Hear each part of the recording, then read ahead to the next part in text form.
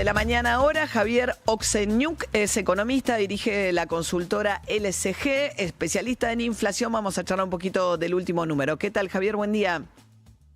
Buen día, ¿cómo les va a todos? Muy bien. Bueno, a ver, por un lado el número 1,9 para un mes, ¿no? En que el tipo de cambio, el dólar subió un 14%, suena un gran número. Sí, 1,9%, ya es el tercer mes seguido que empieza con 1. Y la verdad que como noticia es una buena noticia en tanto que se repiten estos valores bajos. Después están los motivos por los cuales tenemos estos valores bajos de inflación. Uno puede, yo diría, mencionar tres causas. Una, la actividad económica está chata durante todo 2025. Segundo lugar, las importaciones tienen dos caras la moneda. La cara virtuosa es básicamente que disciplina precios. Eso, hablando con clientes, colegas, empresarios y demás, se ve que muchos no pueden aumentar los precios porque tienen una competencia, un producto importado ahí dando vueltas. Después, obviamente, está la cara no tan virtuosa, que este incremento de las importaciones implica después tener que la economía genere los suficientes dólares como para bancar ese uso de dólares para las importaciones.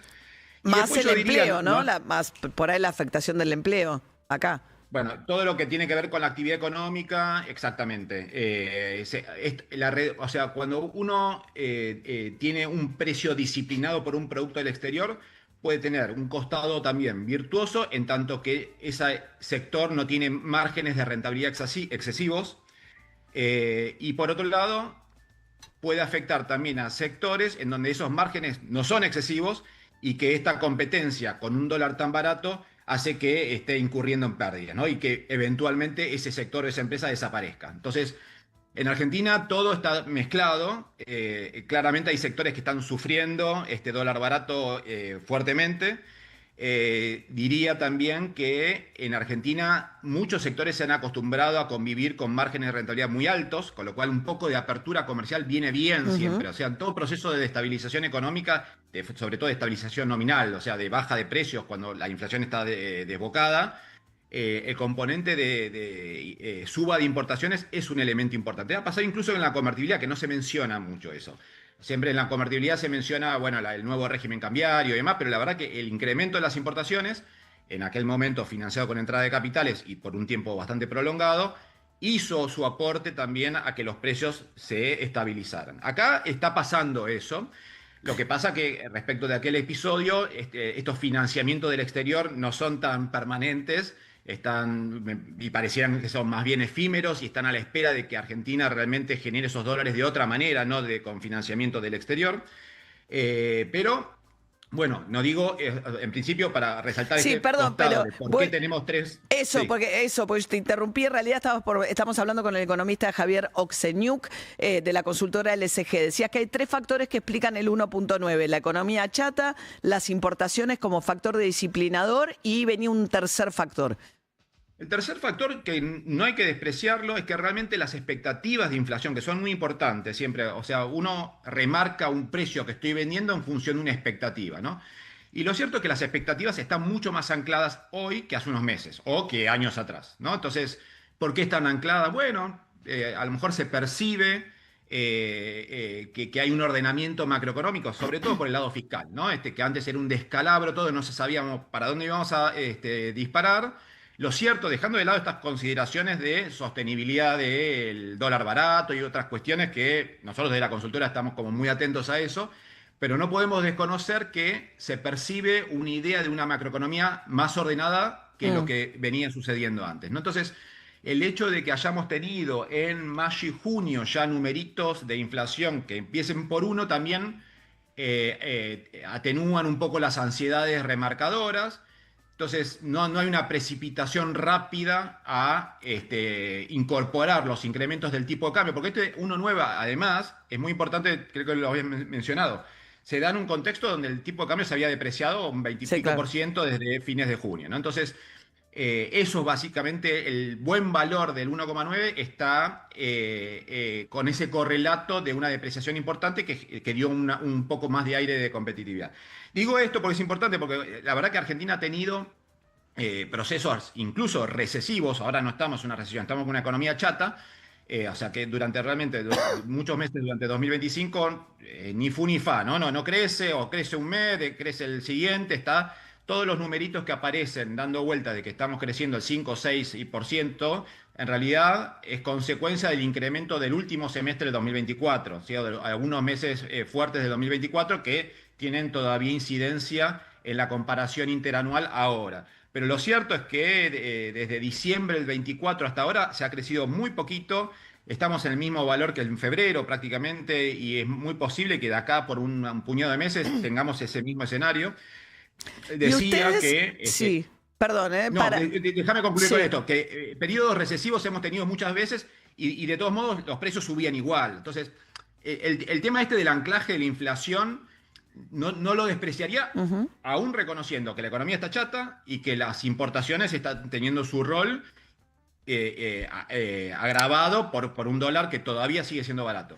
Entiendo que lo que está diciendo es que hay una cierta credibilidad de la palabra del gobierno en términos de me voy a jugar todo para que la inflación siga bajo control, ¿no? Quizás, y en esto, pero ustedes en agosto lo que dicen es, desde la consultora, que sí va a haber un poquito, la inflación va a estar por arriba del 2,5, ¿están calculando ahora?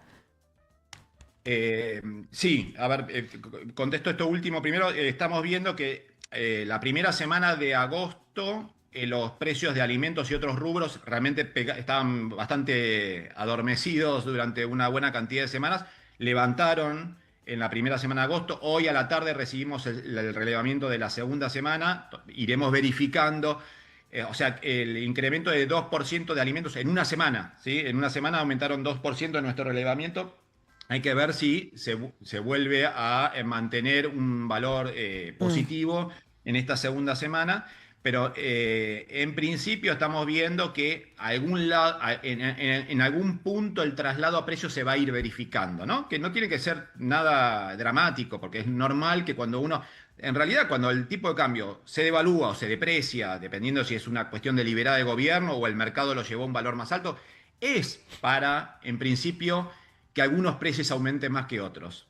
Porque básicamente uno Sí, cuando claro. devalúa es porque realmente hay sectores que están ahogados y realmente cuando uno tiene un margen de rentabilidad negativo, le estoy dando una devaluación para que tenga más precio y que pueda colocar más precio. O sea, es normal ver Ujú. que haya algunos precios que suban con una depreciación importante como la hemos tenido en las últimas semanas.